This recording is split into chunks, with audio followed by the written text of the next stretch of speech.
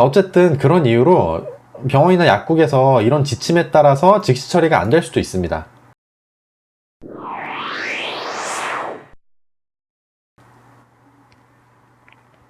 네, 클릭해 주셔서 감사합니다.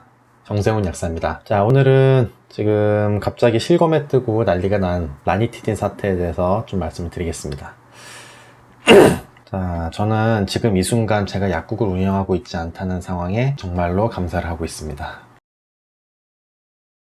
자, 먼저 이번 라니티딘 NDMA 사태는 FDA에서 먼저 발견을 했어요. 지금 한 10일 정도 전에 그때 발견을 해서 세계적으로 알려지게 된 거고, 각 나라마다 조금씩 다른 조치를 하고 있는 상황입니다. 자, 이게 NDMA가 예전에 기억하시는 분들도 계실 수 있어요. 이 발사르탄 고혈압 약인데, 그때도 이제 고혈압 약 발사르탄에서 NDMA가 검출이 됐었고, 그때 이제 중국산 원료를 사용했던 회사들이 판매 금지 조치 회수, 그리고 일선 약국가들은 제조제 이런 것 때문에 굉장히 혼란스럽고 힘든 시간을 보냈던 적이 있습니다. 자, 이번에 다시 그 사태가 터진 건데요. 자, 이게 라니티딘이 발사르탄 사태보다 더 크다고 볼 수 있는 게 워낙에 많은 사람들이 사용을 해요.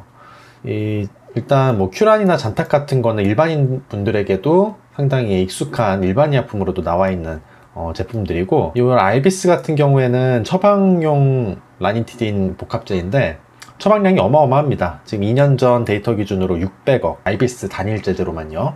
저 정도면 이제 블록버스터급이거든요. 물론 그 혈압약처럼 길게 드시는 분들 계시지만 사실 짧게 드시는 분들이 대부분이거든요. 뭐 항생제 먹을 때 같이 들어간다든가, 뭐 수염진통제 먹을 때 같이 들어간다든가, 이런 식으로 위장장애를 예방하고자 하는 목적으로 같이 처방되는 경우가 워낙 많기 때문에 사실 복용 사람 수로 따지면은 발사르탄과 비교가 안 될 겁니다.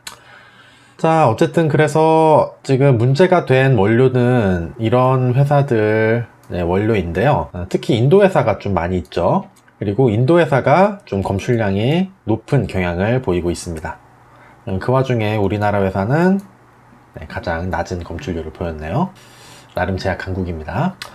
근데 지금 상황에서 좀 정부 욕을 하는 분들이 심심치 않게 보여요. 아까 초장에 말씀드렸지만 이거는 FDA에서 디텍션을 하고 전 세계적으로 퍼져나간 그런 케이스로 사실 FDA 말고는 아무도 몰랐죠. 이거를 늦게 알고 조치를 늦게 하고 이런 거를 식약처를 욕할 이유가 전혀 없고요. 실제로 국가마다 조치도 좀 다릅니다. 미국 같은 경우에는 아예 지금 조치를 안 하고 있어요. 이건 큰 위험이 아니라고 생각하고 있는 거죠. 그리고 그 외에 다른 국가들은 이제 유통 중단하거나 회수하거나 이런 조치를 취하고 있는데, 우리나라는 지금 가장 강력한 조치라고 할 수 있는 유통 중단을 결정한 상황입니다. 상당히 보수적으로 접근한 거예요. 자, 그렇다면 지금 라니티딘을 복용하고 계신 분들은 어떻게 해야 하는가? 자, 지금 현재 복지부에 공문이 내려온 상황인데, 그 공문을 간단히 요약을 해드리면, 일단 전문의약품 같은 경우에는 환불은 불가능합니다. 이거는 원래 법적으로도 정해져 있는 거예요. 전문의약품은 조제에서 나갔으면은 이건 이미 그 포장 상태가 훼손된 거기 때문에 환불이 불가능합니다. 자, 바꿔 생각하면은 남이 조제에 갔던 거 다시 받아가지고 내가 조제 받아서 먹는다면 기분 나쁘시겠죠. 마찬가지로 생각하시면 돼요. 하지만 어쨌든 먹다 남은 처방약의 일수만큼 약을 변경을 해서 재처방이 가능합니다. 즉 내가 한 달치를 처방 받았는데 한 보름치 먹었어요. 이제 나머지 보름치에 대해서만 재처방이 가능하다는 거예요. 물론 이제 무료로요. 그리고 일반의약품 같은 경우에는 지금 환불이 가능합니다. 마찬가지로 먹고 남은 약만큼만 환불이 가능하도록 되어 있고요. 예를 들어서 내가 20알짜리 한 팩을 샀으면은 10알을 먹었으면은 반값만 환불이 되겠죠. 자, 그런데 문제는 현장은 카오스입니다. 일단 잔여 일수만큼 전문의약품 같은 경우에 재조제 시 무료로 해주라는데 어떤 정산 방법에 대한 공지 같은 건 지금 없는 상황이고요. 그리고 일반의약품도 마찬가지예요. 역시 환불을 해준다는데 딱히 이걸 어떻게 처리한다 이런 공지가 전혀 없는 상황입니다.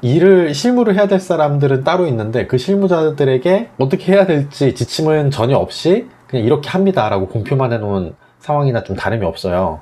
지침이 있었는데 전달을 받지 못한 거라면 그건 그거대로 문제겠죠. 공지를 하는 방법이 루트가 여러 가지가 있는데 최선을 다해서 알리지 않았다는 뜻이니까요. 자, 어쨌든 그런 이유로 병원이나 약국에서 이런 지침에 따라서 즉시 처리가 안 될 수도 있습니다. 예를 들어서 뭐 연락처를 받은 다음에 지금 정확한 어떤 지침이 나오면은 그때 해결해 드리겠다라고 하든가 뭐 그런 경우가 있을 수 있어요. 그 점 참고하시고요. 그리고 오늘 지금 발표가 났지 않습니까? 가뜩이나 정신없이 바쁜 약국 병원들 있잖아요. 지금 뭐 문의 전화나 이런 걸로 상당히 힘든 상황일 수가 있습니다. 이 점 역시 좀 참고를 하셔야 되는데, 그나마 그런 혼란을 피하려면은 최소한 내가 진짜 라니티드를 먹고 있는지를 스스로 확인할 수 있는 게 중요하겠죠. 자, 본인 약 확인 방법을 일단 말씀드릴게요. 전문의약품 같은 경우에는 요새는 대부분 약봉투를 통해서 정보가 제공이 되고 있습니다. 그래서 그 약봉투를 자세히 보시면 이렇게 약품명이 들어가 있는데요. 이 중에서 특히 뭐 위장관 관련된 약인 경우에 라니티딘이 들어가 있을 가능성이 좀 있는 약이죠. 그래서 그 약의 제품명을 그냥 뭐 포털 사이트 같은 데 치셔도 돼요. 그래도 나오거든요. 라니드 정이라고 치시면은 그게 라니티딘이 들어있는지 안 들어있는지 확인을 하실 수 있습니다. 자, 만약에 나는 이런 전산 양봉투를 받지 않았다 라거나 뭐 잃어버렸다, 그래서 잘 모르실 경우에는 심평원 홈페이지에서 확인이 가능해요. 여기서 이제 공인인증서 로그인을 하셔서 스스로의 약 정보를 확인할 수가 있고, 두 가지 방법이 실패하셨을 경우에는 어쩔 수 없이 병원이나 약국에 전화를 하셔서 문의를 하셔야겠죠. 단 이때도 좀 그래도 평소에 가보셨을 때 덜 붐비는 쪽으로 전화를 하시는 거를 추천드립니다.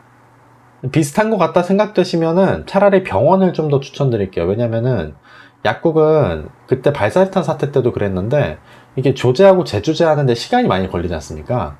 그런 업무 과중 때문에 전화를 받을래야 받을 수가 없는 상황인 경우들이 좀 있어요. 그나마 병원은 따로 카운터 직원을 쓰는 경우가 많기 때문에 이런 부분에 대해서는 오히려 여유는 좀 더 있을 겁니다. 자, 일반 약 같은 경우에는 이 제품명 아래에 그냥 대놓고 이렇게 써져 있으면 확인하기가 쉬워요. 하지만 이렇게 써져 있지 않은 경우가 있죠.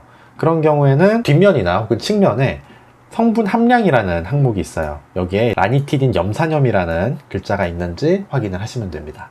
자, 정리를 해보자면 이번 라니티딘 사태에 대한 정부의 대응은 아주 보수적이고 안전을 최우선시하는 접근으로 최대한 신속하게 대응을 했습니다. 하지만 저번 발사르탄 사태 때도 그랬듯이 이번에도 의학사 간 실제적으로 환자분들을 상대해야 되는 그런 직업군들과의 어떤 협업에 대한 부분은 좀 아쉬움이 많이 남는 상황이고요. 그리고 최대한 본인 약을 스스로 다 확인을 하신 다음에 그 다음에 라니티딘이 맞다면 그때 이제 병원이나 약국 연락하셔서 적절한 조치를 받으시면 되겠습니다. 오늘 라니티딘에 대한 이야기를 드린 정세훈 약사였고요. 오늘 영상이 도움이 되었다면 혹은 흥미로웠다면 좋아요와 구독 버튼 부탁드리겠습니다. 감사합니다.